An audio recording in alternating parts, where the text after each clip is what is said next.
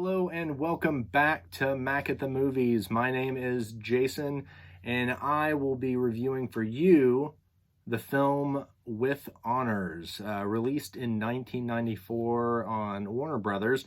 It was directed by Alec Kasseshian, who had also directed Love and Other Disasters as well as Madonna, Truth or Dare.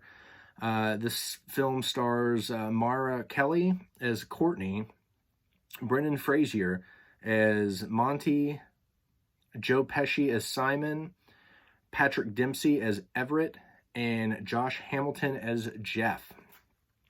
This film took place at Harvard University. Monty is a student who is working on his thesis for his soon-to-be graduation from Harvard University. And while working on his thesis, there was a power surge. His computer erased everything, and the only part that he had left was 10 chapters that he had printed off. And at this point, he is frustrated and he has no clue what to do. He decides he needs to run immediately to get the pages he does have photocopied. So he goes out in the snow. Him and Courtney both go out, and in the process, he trips while he's next to the Widener Library, and he drops the pamphlet into this grate that goes to the boiler room. So they find a way to get into the library, and that's when Monty's character finds Joe Pesci, Simon, finds him and sees him burning his thesis, and they try to work out a deal. Simon wants a fresh pair of underwears and a glazed donut so he can, I guess, enjoy the evening cleaner and fuller than he was before. So he's, comes to that agreement later, kind of takes that back, calls security, campus security, gets the police, and they take Simon out of there. They can't find the thesis. Simon had hidden it, and so Monty ends up going to court the day that Simon is for his hearing, and he bails him out of jail so he can talk with him about getting his thesis back. In the process, they come to an agreement. Simon doesn't have a place to live. Monty gives him an old van behind his house, so he has, a place to stay, and they can continue working out in, the process of getting the thesis back, page by page. They go through, 1 page per favor agreement. So anytime, he brings them something to eat, he gets a page. One night Monty brought Simon a blanket, and for his, goodwill and generosity, he had given him a couple extra pages. So, he does that. And, meanwhile, he's doing all this to get his thesis back. That they become friends in the process, and, they start learning from one another.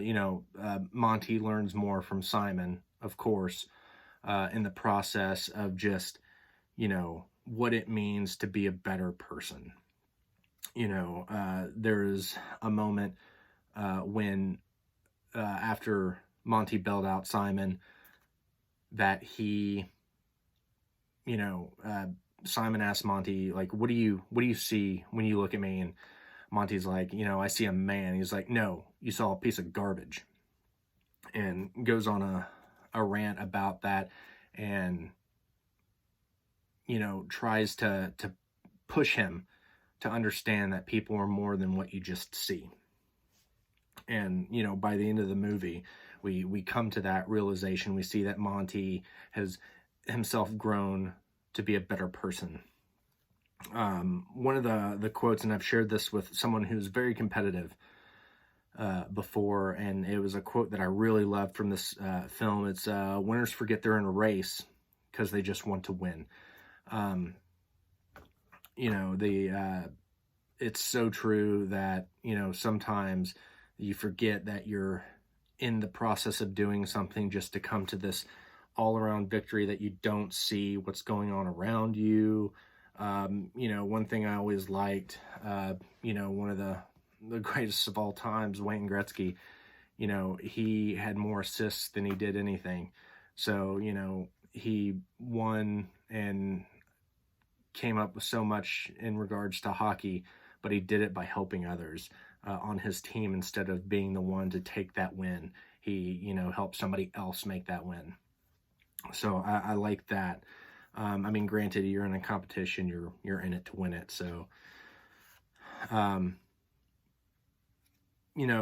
thing that Simon does is he calls Monty's paper just pessimistic junk. He realizes that he's no longer writing the paper for what he believes in, which is, government, well-being, what he can do to help others, and that he is writing this thesis around what the evaluator wants, what he know the evaluator is going to want, what he's going to like, and how that can better advance him in the future. Meanwhile, he's not looking at the sources he's using for the thesis and coming up with his own ideas, that are more original to him on his beliefs. He's just essentially panning to the evaluator. And, there's been plenty of papers I wrote in the past that, and I have trouble just flat out pandering. I like to put my own ideas in the process and make it more of mine. Yes, I will, cite, source the material I use, but I don't want to, I don't like the idea of just pandering. That's kind of what Monty was doing. And Simon called him on it, and he looked at that, and later in the movie, you see that he comes to a realization and completely starts over. So there's one scene where Monty and Simon, they're walking to a class, and they kind of stop, and Simon's just trying to get a feel for, who Monty is, where he came from, to see how he can use his life experiences to assist in molding this, young person. And, Monty doesn't want to open up. He's very forward with the fact that he did not agree to talk about the past when he was in this, mutual back and forth to regain his thesis. So, Simon kind of helps Monty come over these daddy issues that Monty had with, my dad left me, and then, the last thing I got was a, here you go, boy type letter in the mail. So, he kind of helps him see that there's more to life than that, and that you shouldn't let that hold you back.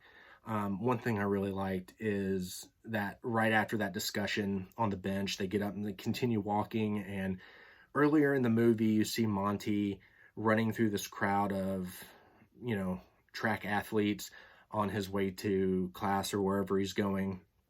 And he just kind of jogs through them like it's nothing, knocks a hat off, flirts with the girl that he likes, and then keeps going. At this point, it's in the same location that you saw earlier, but it seems like he's taking more of his time. Granted, he's on crutches, but, they take the time, he and Simon, to have a snowball fight. So you kind of see that there's more than just serious business when it comes to life and living life, as well as, opportunities to learn about where you can grow in life by just cutting up and having fun.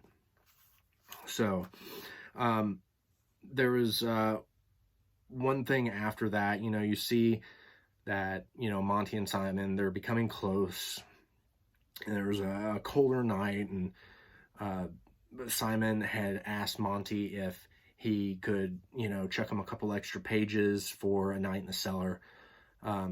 He had talked with his roommates previously to see if that were an option, and Jeff flat out said no. I mean, he's the grumpy one in the group that, you know, no one really likes. He's just kind of there because he has money to help pay for bills and food and things like that. But, you know, he goes out and he makes an excuse to Simon about how there's a flood in the cellar. The next day, Simon's gone. He leaves a note, you know, no more lies, no more excuses, and just goes on from there. He can't find him. You know, Monty continues living his life like he was before, and it kind of eats away at him. You know, he's wanting to do better for Simon and just to help Simon all around. And in the process, you know, he's looking for him. A friend of his comes, a friend of Simon's comes with the rest of the thesis and just says, here, this is it. Monty's like, where's Simon? They get to talking over a sandwich, and then he ends up going to this church to look for Simon. Thinks that it's going to be some sort of mission, and there is no mission there. You know, the person that the church opens the door says maybe he's in the alley across the street. So he goes there, he finds Simon in the alley, he takes him back and the promise that he won't take him to a hospital. And you find out that Simon has issues from having worked with asbestos. So, you know, he gives him a room in the attic. One of the old roommates had moved out, gives him a room in the attic, lets him stay there to kind of bring up his health. One thing I thought was funny is after, you know, Simon gets better, they have a dinner, kind of like a Christmas dinner. And the Simon has cooked this wonderful looking meal. And while they're eating, Monty realizes their other roommate, Everett, who had a rooster as part of his DJ act at the college, it's missing. He's like, where's the rooster? And Simon's just like, oh, pats the bird. He's like, it's right there. And he's like, oh no. And while he's getting dinner and everything ready, you see Simon with a bottle of wine. He pours Monty a glass, and then he pours himself an extra tall glass, and then moves over to a drinking glass, and then finishes the bottle off in the drinking glass. So, you know, he has all the wine. It's kind of funny. But, you know, the roommates come back. Jeff, pissed off, not happy. He essentially finds Simon using the bathroom, and you know, doesn't like it. There's a joke later about how Simon didn't flush, and you know, it just is good for a laugh. You know, Simon really does become part of the group, and you know, part of the dynamic, helping each member of that, you know, friend circle, you know, just come into themselves a little bit more, see who they really are, and, you know, just helps them in life just because he lived it, and he doesn't want to see other people, you know, fail where he had failed. He wants to see them succeed in, you know, not just college, but further on down the line. You know, don't miss an opportunity if you see one, even if you know you're going to fail. It doesn't matter. I mean, if you don't do it, then what's the point? You've failed by not doing it. Especially if it's something you really want. So, you know, just go for it. I really like that Simon states, another quote later in the film, that in a relationship, everyone is a used car salesman. You can trust them, but you can't always believe in their warranty. And I think that holds true. You know, I've had a lot of friends I was very close with, I trusted, and, you know, later on down the lines, there is no friend. I mean, they're gone. You know, usually because, you know, life takes them there, but, you know, these particular friends, they just cut you out of life entirely, just for their own personal gain, whatever have you. So, you know, I've seen that before, and I think that's an excellent quote and how to kind of look at that. You know, Simon ends up wanting to, they realize that he's not getting better. He's getting sick from the asbestos, and he wants to do one final thing, that is to meet his son. He essentially abandoned his son when he was young, and he just wanted to, look at him one last time. So they all get up and go. Jeff's freaking out, like, you have your thesis ready, Monty. They're not going to accept it late. You won't graduate with honors. And Monty is just like, I don't care. It's about Simon. He may not be here much longer. He's our friend, so I want to help him. Jeff ends up understanding this and coming along. They go to meet the friend, or the son.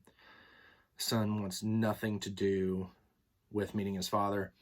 They pull up to the house. It's a very nice house. He, comes up with, what would be a 3-piece suit if he had the jacket on. And, he comes out to meet his father, and he's just very cold. You see Simon just very, looking at him, he just seems so small, and it's like he knows what he did wrong. He almost looks like hopeful, but, just beaten. It's like when you go to pick a dog from the Humane Society, just very sad and like hopeful, but no hope. And then you realize the son wants nothing to do with him, but the entire time, those friends of his that he had gained, Courtney, Everett, Monty, and Jeff, that he gained over this time, they are closer to him than blood. So through the process, they stay with him until the very end. They read from him, Walt Whitman novel. Earlier in the film, you see where, he was thought to be Walt Whitman's ghost in the Widener Library. In the end of the movie, they're reading Walt Whitman to him, and the little segments that they pull out from that kind of seem very much like what Simon was doing for the group of friends. Just the little segments that encapsulate who Simon is, who Simon was. Simon passes. They attend his funeral, and in the eulogy, he doesn't really mention anything about family other than them, and they became his family. So the family that he had thought he had lost, he had this whole time right here. At the very end. So, it's just very touching, and, the movie ends with them graduating. Of course, Monty doesn't graduate with honors because he was late, but in the grand scheme of things, having just lived life the way he had, he experienced more than if he wouldn't have. So he turns in the same thesis that he would have even if he turned it early and with honors. Now he's gained more life experience. And so, that's something to take away from this movie, is that you can't just, hope to continue doing everything in your path to please whoever it is, to gain whatever you think will make you happy. You just have to, live life, be with the people that you're with, and just take what you can from it.